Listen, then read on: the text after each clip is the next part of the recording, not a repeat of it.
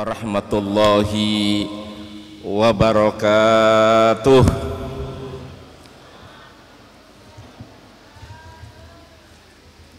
Alhamdulillahilladzi 'allamana ma lam nakun na'lam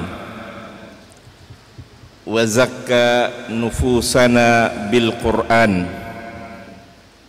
Wassalatu wassalamu ala nabiyil mustafa wa ala alihi wa man iqtafa, amma ba'du.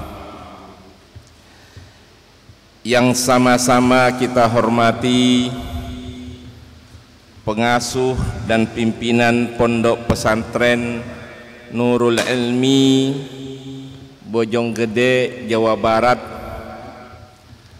guru kita bersama Al-Mukarram wal Muhtaram Sahibul Fadilah Kiai Al-Haj Faisal Muhammad Ali Nurdin LC MA Hafidullah Wara'ah wa matta'ana bituli umrihi, beserta Bu Nyai Al-Mukarram wal Muhtaram Buya Dr. Indrianto Faisal, pembina sekaligus pengurus, salah satu pengurus ketua Persatuan Persaudaraan dan Kemitraan Pondok Pesantren se-Indonesia. Kemudian ada di tengah-tengah kita Al-Mukarram wal Muhtaram Kiai Haji Abdul Wahid Al-Qudsi, pengasuh dan pimpinan Pondok Pesantren Al-Musyarrafah Cianjur, Jawa Barat. Dan termasuk ini adalah salah satu sekretaris PK Tren juga. Kemudian tentu ini adalah pergerakan pesantren se-Indonesia, yaitu Kiai Haji Tubagus Masnun Nafis SPD selaku Sekretaris Jenderal Persaudaraan dan Kemitraan Pondok Pesantren se-Indonesia. Ini kayaknya bukan acara haflatut takharruj ini. Jangan-jangan ini raker PK Tren. Tapi saya katakan, sebenarnya persaudaraan dan kemitraan Pondok Pesantren se-Indonesia ini yang membawahi 42.000 pondok pesantren se-Indonesia, itu ide pemikirannya lahir dari Pondok Pesantren Nurul Ilmi ini.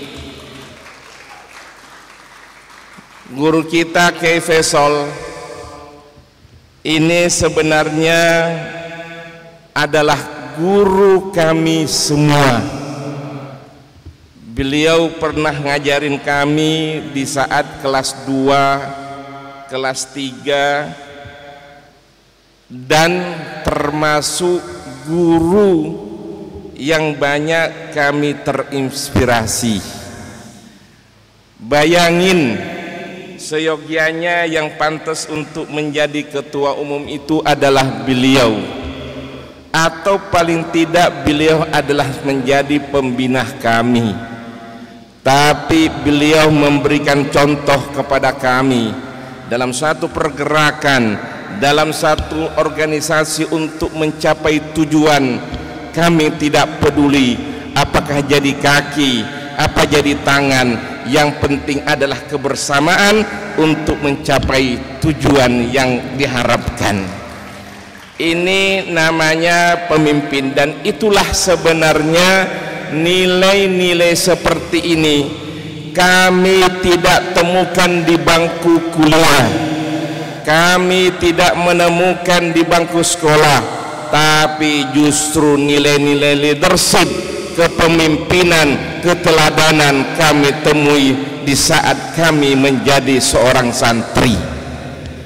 Maka santri ini adalah calon generasi. Istilah kami dulu, kami sering mengatakan, kalian itu adalah calon seorang ulama yang intelek dan ulama. Ini yang sebenarnya kita harapkan. Seorang santri harus selalu bergerak, tidak boleh statis, tapi harus dengan dinamis. Alhamdulillah, jujur kami bisa meraih prestasi di dalam dunia pendidikan sebenarnya bukan karena kecerdasan kami, bukan karena kepintaran kami, tapi faktor tradisi, nilai-nilai yang ditanamkan oleh guru kami menjadi seorang santri seutuhnya.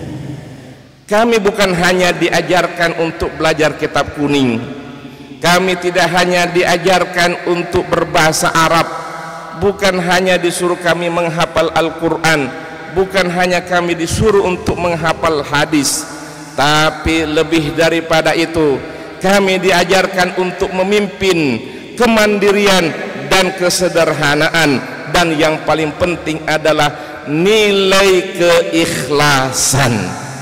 Rasanya inilah keunggulan, keistimewaan lembaga pendidikan yang tertua di Indonesia ini. Maka sering guru-guru kita mengatakan bahwa pondok pesantren ini bukan tamu di republik ini, namun bisa dikatakan bahwa pondok pesantren ini adalah lembaga yang memberikan kontribusi terbesar kemerdekaan Indonesia.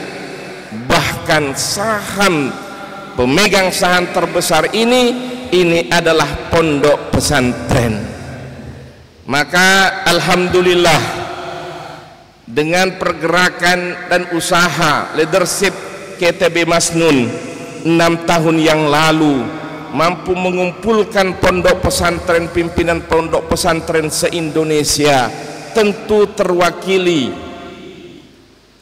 representatif dari berbagai macam pondok pesantren, akhirnya mencetuskan ada forum yang mewadai pondok pesantren se-Indonesia. Maka seperti apa yang disampaikan oleh pengawas tadi, bahwa kami ini dilantik dari 1 Mei 2025 di Masjid Istiqlal, simbol kemenangan, simbol kemandirian. Seandainya Islam dan peradaban Islam ini lahir dari Masjid Nabawi, ketika Jami' Qarawiyyin lahir daripada Universitas Qarawiyyin, lahir dari Jami' Qarawiyyin. Seandainya Jami' Al-Azhar sekarang ini lahir dari Jami' Al-Azhar, Jami' Zaituna, Jami' Zaituna itu lahir dari Jami' Zaituna, maka kita harapkan mudah-mudahan kita bisa menyampaikan kepada dunia bahwa ada sistem pendidikan yang unik di Indonesia ini yang disebut dengan pondok pesantren. Salah satunya adalah pondok pesantren Nurul Ilmi. Maka tema kita hari ini dari pesantren menuju dunia, dengan tema yang pasnya adalah dari pesantren menuju dunia, menjawab tantangan global dengan akhlak, ilmu dan adaptasi. Ini sebenarnya menarik sekali. Orang kadang-kadang, maaf Kiai, Pak Pengawas, ini karena pengawas kita ini banyak mengawasi pesantren, Kayaknya beliau ini kalau saya panggil besok-besok sudah saya panggil kiai, karena pengawasnya kiai-kiai. Kemarin baru tempat saya kiai. Alhamdulillah ketemu lagi di sini. Maka saya katakan, kita sering dikecilkan bahwa pondok pesantren itu bisanya apa? Apa yang dipelajari pondok pesantren? Sedangkan kita sekarang ini perkembangan begitu cepat. Sekarang sudah melalui dengan teknologi canggih. Saya katakan tidak. Tetap kita mempertahankan tradisi pondok pesantren. Kitabut Turath atau yang kita sebut dengan Kutubus Safra, kitab kuning. Sekarang kitab kuning nggak ada lagi. Kenapa cetakan sekarang sudah putih? Maka mungkin yang lebih ideal istilahnya kita ganti dengan Kutubut Turath, kitab-kitab klasik, karya yang diciptakan oleh ulama-ulama dulu. Sekarang boleh saja penemuan melalui jurnal penelitian, tesis, disertasi, skripsi. Tapi saya katakan, orang belum melihat karena dia nggak paham yang namanya Turath al-Islami ini. At-Turath al-Islami yang dikarang oleh karya-karya ulama, jangan dikira mengatakan itu adalah kejumudan, kaku berpikir. Saya tertarik seorang ilmuwan, seorang pergerakan, seorang da'iyah membawa imam tentang konsep Islam wasatiyah atau wasatiyatul Islam. Apa dia katakan? Apa itu Turath? Turath itu pada hakikatnya istilhamul madhi. Kita terinspirasi hal-hal yang dulu, karya-karya ulama dulu. Untuk apa? Limuwajahatit tahaddiyatil waqi', untuk menjawab tantangan zaman sekarang ini, bahkan istifraful mustaqbal, bahkan mampu memprediksi masa depan. Saya salah satu contoh saja. Kemarin saya lebaran di Maroko. Saya ziarah di makamnya pengarang kitab Matan al-Ajurumiyah. Tapi maaf, saya kalau ke negara-negara saya paling demen. Kalau saya ke Syria karena Madinatul Anbiya, hampir semua nabi-nabi yang dikuburkan di Syam pasti saya datengin. Wauliyaillah demikian halnya. Lalu saya menarik, itu saya datanglah ke yang ngarang Matan al-Jurumiyah. Tapi saya maaf, bukan sarjana kuburan. Tapi saya meyakini bahwa menziarahi kuburan itu sunnah. Makanya mungkin duluan saya kiai, santri-santri nurani itu mengadakan rihlah. Saya bilang supaya jangan dicap nurani ini santri kuburan. Makanya saya bilang kreatif. Tapi kuburan kepada auliyaillah penting. Kita menziarahi bukan hanya yang sudah meninggal dunia, tapi yang hidup juga. Makanya saya bilang ziarah ke Wali Songo, tapi ziarah juga para kiai yang masih hidup, minta nasihat, minta doa. Bahkan saya kontak beberapa rektor-rektor UIN.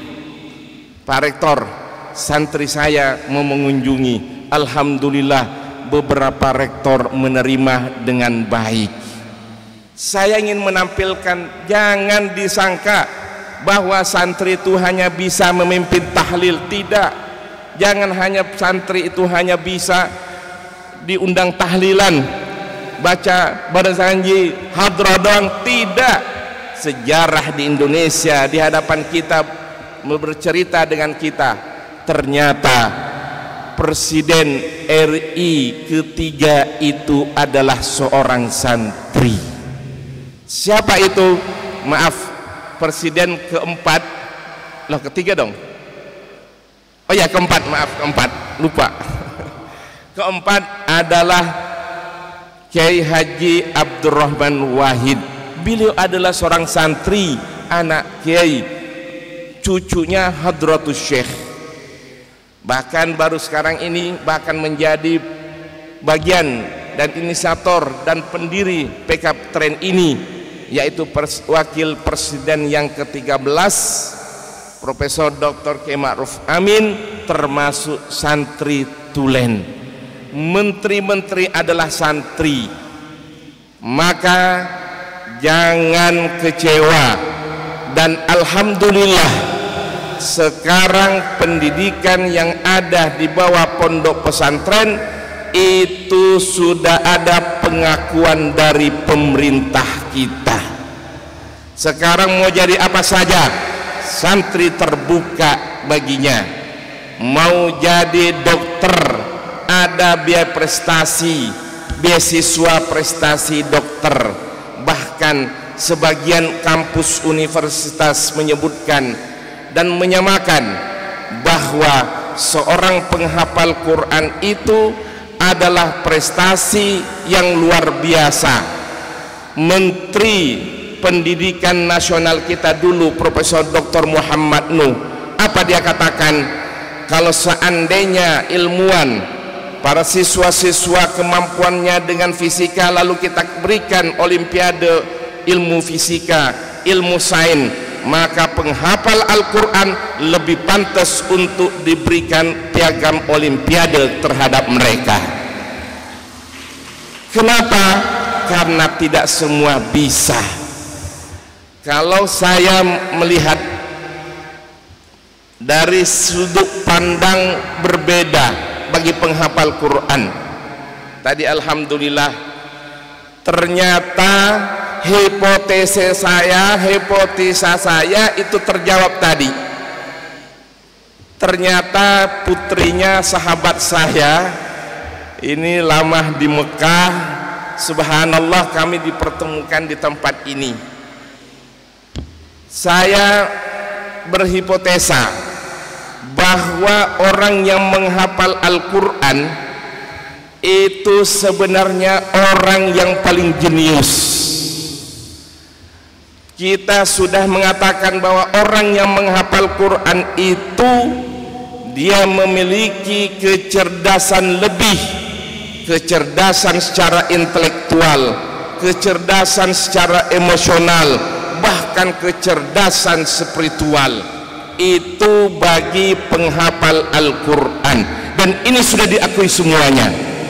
Maka beberapa rektor UIN Malang itu lebih daripada 1000 santrinya diberikan beasiswa S1 sampai S3 karena menghafal Al-Quran. Lalu saya nanya dulu Pak Imam, Prof, kok berani sekali memberikan statement seperti itu? Apa dia bilang? Saya sekalipun pada puncak karir dosen sebagai guru besar, namun saya akui bahwa sehebat-hebatnya saya dalam disiplin ilmu, tapi sebenarnya masih lebih hebat orang yang menghafal Al-Quran. Lalu saya katakan, Prof, kalau bisa ini sharing aja, Prof. Apa kata Profesor Pak Imam? Saya bilang gini, Prof, Nabi Rasulullah Sallallahu Alaihi Wasallam 15 abad yang lalu itu pernah mengatakan, man qara'al Quran, artinya man qara'al Quran di sini itu artinya yang membaca, kemudian menghafal, kemudian mempelajari, kemudian mengamalkan Al-Quran. Tapi biasanya saya putus saja yang menghafal Quran. Man qara'al Quran faqad istadrajan nubuwata baina jambai ghaira annahum lam yuha ilaihi wahyun. Orang yang menghafal Al-Quran ini bukan omongannya Ilyas, bukan omongannya, ungkapannya profesor, tapi ini adalah omongannya dari Rasulullah Sallallahu Alaihi Wasallam. Apa Apa kata beliau? Man qara'al Qur'an faqad istadraja an-nubuwata baina jambayh, bahwa sesungguhnya orang yang menghafal Al-Qur'an pada hakikatnya dia sudah memperoleh kenabian pada dadanya. Ghairu annahu lam yuha ilaihi wahyun, yang membedakan dia dengan nabi, Allah tidak menurunkan wahyu kepadanya. Maka seorang mufti Mesir, Profesor Dr. Abdul Aziz Asy-Syahi, apabila katakan ay al-hamilul Quran, orang yang menghafal Al-Quran pada hakikatnya mithlun nabi, dia adalah seperti nabi. Sampai seperti itu dia mengatakannya. Dan sesungguhnya orang yang menghafal Quran bukan karena kecerdasannya, tapi Allah memilih dia untuk dititipkan kalam Allah terhadap dirinya. Maka pada hakikatnya orang yang sudah menghafal Al-Quran penuh sudah sifat kenabian pada dirinya. Maka saya katakan orang yang menghafal sepertiga Al-Quran, maka pada hakikatnya dia sudah dapat dirinya sepertiga kenabian. Yang menghafal Al-Quran separuhnya berarti setengah kenabian dia sudah miliki. Namun siapa yang menghafal Al-Quran 30 juz penuh, maka sempurnalah sifat kenabian pada dirinya. Ternyata hipotesa saya benar, yang hafal Al-Quran ternyata dia juga juara umum di pondok pesantren ini. Subhanallah, ini diantaranya nilai-nilai yang ada di pesantren Nurul Ilmi ini. Kedua, sifat keikhlasan. Saya bilang tadi, saya terputus cerita tentang Abu Abdullah Muhammad bin Abdullah bin Daud As-Sonhaji. Itu yang ngarang kitab Al-Jurumiyah. Itu tahun 764. Itu Al-Ajrum. Al-Ajrum itu sebenarnya bukan orang Arab. Al-Ajrum itu orang barbar. Orang barbar itu bukan orang Arab, asli orang Maroko. Alhamdulillah Abdul Fakir 3 tahun di tempat ini. Apa yang menarik sebenarnya dalam menilai turath, bahwa turath ini bermutu, turath ini berbobot di saat kitab tersebut masih dikupas, dikaji, disyarah, diterjemahkan. Silakan keliling dunia di Al-Azhar, mulai dari Al-Azhar, kitab pelajaran pertama yang menjadi referensi andalan dalam Qawaidul Lughah Al-Arabiyah, Matan Jurumiyah. Pergi ke Zaitunah, universitas tertua, andalan utama dalam Qawaid Lughawiyah utamanya Al-Asila, Matan Jurumiyah. Qurawiyin, saya menyaksikan sendiri semuanya, bahkan hampir seluruh pesantren di Indonesia ini pertama yang dipakai itu adalah Al-Jurumiyah. Bahkan sampai detik ini ulama yang masih hidup masih terus menerus mensyarah. Ada beberapa guru saya mensyarah dalam hal ini, itu saya pegang. Kenapa? Dia menarik, dia mengambil contoh-contoh, dia dikupas, lalu mengambil contoh dari Al-Quran, hadis, dan Al-Abad Syariah. Ini menarik, keren. Sampai detik ini pengarangnya baru 2 tahun yang lalu meninggal dunia. Bahkan Syekh Utsaimin di Saudi, muftinya itu masih mensyarah yang namanya Jurumiyah. Ini menunjukkan apa? Padahal hanya beberapa lembar, bahasanya biasa. Apa yang membuat menarik?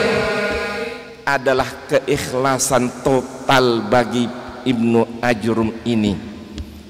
Maka dalam spiritual ketika dia habis mengarang 2 sejarah, tapi saya mengambil riwayat karena saya orang VS. Kalau saya nanya ulama-ulama, riwayat ini yang sering diceritakan. Apa? Ketika Ibnu Ajurum itu selesai ngarang, ada mengatakan beliau mengarang ini dalam perjalanannya ke Mekah. Al-Muhim, dia setelah selesai mengarang, lalu dia bungkus. Saya nggak tahu, nggak jelas tuh dibungkusnya pakai apa, yang jelas mungkin belum ada plastik. Enggak, dibungkus rapi, yang penting bisa utuh. Dalam kurun waktu masih utuh, tapi bisa akan hancur. Pergilah dia ke sungai. Setelah dia karang, pergilah ke sungai. Lalu apa? Dia ingin menguji keikhlasan dia. Ya Allah, saya tulis ini sebenarnya takut. Saya nggak mau ada sedikit pun ada dzurra ujub, ya, dan ada sedikit kepingin popularitas. Ini yang ditakutkan oleh Ibnu Ajurum. Artinya apa? Ya Allah, saya kepingin nguji bahwa saya ini benar-benar ikhlas mencari ridho-Mu, bukan mencari popularitas, apalagi mencari materi. Tidak. Di saat dia buang, apa dia bilang? Ya Rabb, in kana khalisan lak fala yubla. Ya Allah, saya sekarang ingin menguji kitab karya saya ini. Seandainya kitab ini ternyata ternodai dengan kepingin popularitas, kepingin nilai duniawi, fala yubla. Kalau engkau melihat ini ada tidak keikhlasan, ya Allah, jangan selamatkan karya saya ini. Tapi sekira engkau melihat saya ikhlas, ya Allah, fala yubla, harap kamu selamatkan ya Allah, semoga ini bermanfaat bagi orang. Ini 7 abad yang lalu, 700 tahun yang lalu. Akhirnya apa? Ini mengalir. Ada seorang petani lagi bersihin alat pertaniannya, tiba-tiba dia menemukan ada ikatan di situ, lalu diambil, dibuka, ada sebuah tulisan. Dia pergi ke orang pintar, ini apa ini? Setelah dia baca, kamu ketemu di mana? Saya temuin di kali. Subhanallah. Akhirnya apa? Ini ditulis sampai juga di Bojonggede. Ini 700 tahun yang lalu. Yang perlu saya sampaikan bahwa ternyata